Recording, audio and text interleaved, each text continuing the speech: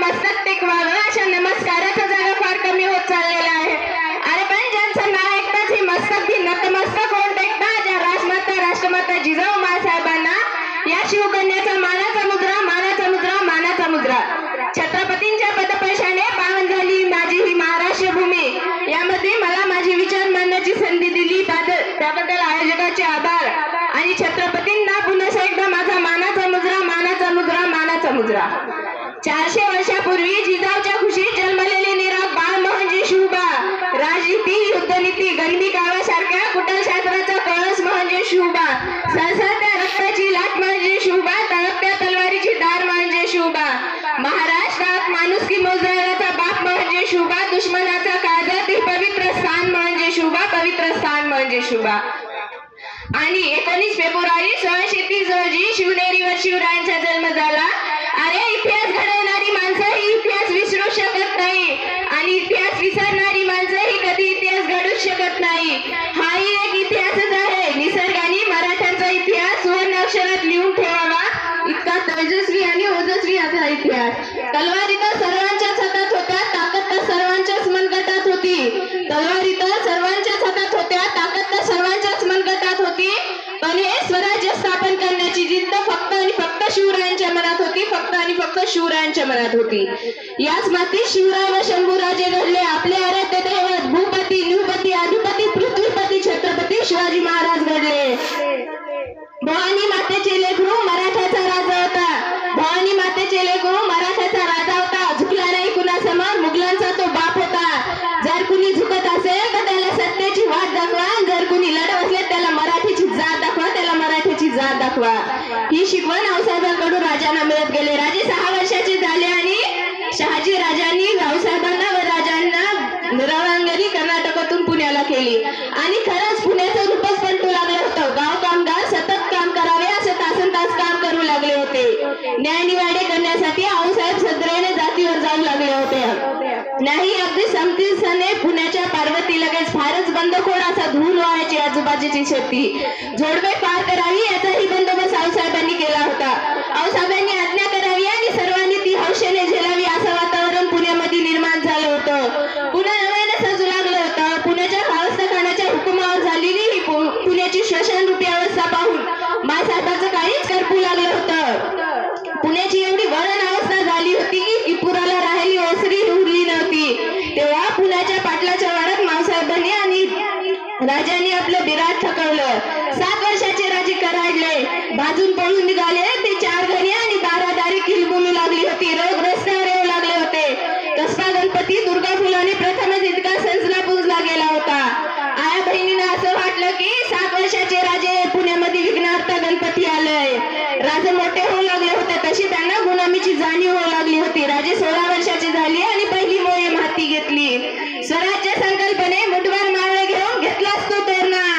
राजे घडत होते. आऊसाहेब त्यांना घडवत होत्या. आऊसाहेबाच्या संस्कारामुळे स्वराज्य निर्माण झालं. इतिहासाच्या पानावर रयतेच्या मनावर इतिहासाच्या पानावर रयतेच्या मनावर मातीच्या कणावर आणि विश्वासाच्या प्रमाणावर राज करणारे राजे म्हणजे छत्रपती शिवाजी महाराज. छत्रपती शिवाजी महाराज म्हणूनच म्हणतात की छत्रपतींचा इतिहास कड्यांनी लिहिला. छत्रपतींचा इतिहास कड्यांनी लिहिला. कळ्यांचा इतिहास फुल्यांनी लिहिला. रात्रीचा इतिहास चांदण्यांनी लिहिला. आणि आज आम्ही स्वाभिमानाने जगतोय कारण आमचा इतिहास छत्रपती शिवाजी महाराजांनी लिहिला. छत्रपती शिवाजी महाराजांनी लिहिला.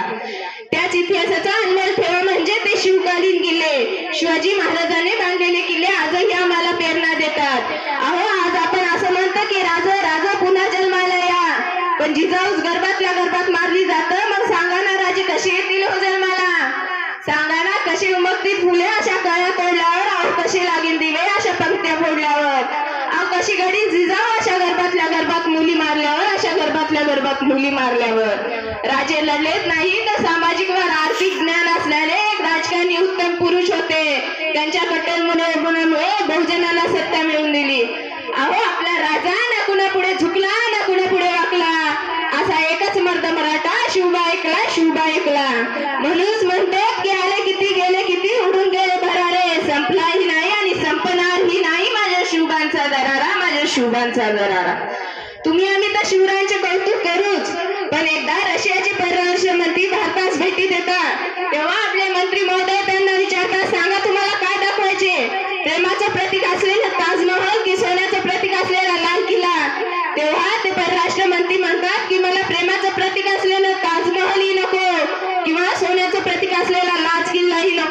मला माझ्या राज्यात ज्या राजांचा इतिहास शिकवला जातो ना त्या शिवरायांचा रायगड पाहायचा आहे, त्या शिवरायांचा रायगड पाहायचा आहे. अहो राजा, तुम्ही स्वराज्य संकल्पनेसाठी आता आयुष्य झिजवलं, तुम्ही मावळ्यांना जोडण्याचं काम केलं आणि आज तुमचा मावळा कसा रस्त्यावर राडा करून कष्टीत जाऊन बसला.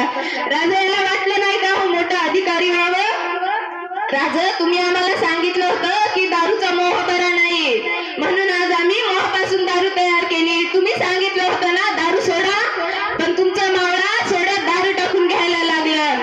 अहो राजा, बचेंगे तो और भी लढेंगे असं म्हणणारं तुमचं मावळं आणि बचेंगे तो और भी पिएंगे असं म्हणणारं कुठं आजचं मावळं.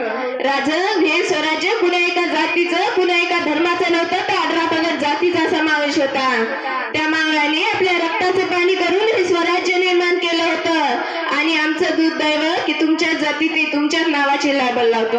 अरे माझ्या मराठा बांधवांनो, असं वाटतं की भल्या पहाटे उठावं, त्या रायगडाच्या पायऱ्या चढाव्या, या अंतकरणातून काळजातून माझ्या राजाला हाक मारावी, सांड घालावी, म्हणावं, विचारावं, सांगावे की राजा कसं पकडली होती दामदार तलवार. आज तुमचा मावळा साधा चहाचा कप उचलतानाही हात लकलकत कापतो. अहो राजा, तुम्ही स्वराज्य वेडे होता ना, पण आज तुमचं मावळं पाण्याची तहान बी बियर पिऊन भागवतो. अहो राजा, तुम्ही बांधलेल्या त्या भित्तींना, त्या बुजांना, त्या तत्तांना आजही मर्द मराठ्यांचा आवाज येतो आणि 31 डिसेंबरला कसा मावळा तुमचा नशेत झुलतोय. रयतेच्या पायी तो जन्मभरी झिजला, रयतेच्या पायी तो जन्मभरी झिजला, रक्षणास्तयाच्या तो गडकोटी निजला, मानवतेच्या झुल्यापुढे काळही झिजला, असाच एकच सूर्य शिव रायगडी निजला. महाराज, तुम्ही रायगडावर उभारली शिवराष्ट्राची गुढी, तुम्ही रायगडावर उभारली शिवराष्ट्राची भूमी, तुम्ही नसाल पसरली असती हो हिंदूची मडी. तुम्ही आहात म्हणून आहात देवळात कळस, तुम्ही नसतात तर नसती दिसली आम्हाला अंगणात तुळस, नसती दिसली आम्हाला अंगणात तुळस. जाता जाता एवढंच म्हणते की जिथे शिवभक्त उभे राहतात तिथं बंद पडते भल्या भल्यांची मती, जिथे शिवभक्त उभे राहतात तिथं बंद पडते भल्या भल्यांची मती. अरे मरणाला कुणाची भीती, आमचे आदर्श शिवछत्रपती, आमचे आदर्श शिवछत्रपती. एवढे बोलून मी माझे 2 शब्द शांत देतो. जय जिजाऊ, जय शिवराय, जय शिव.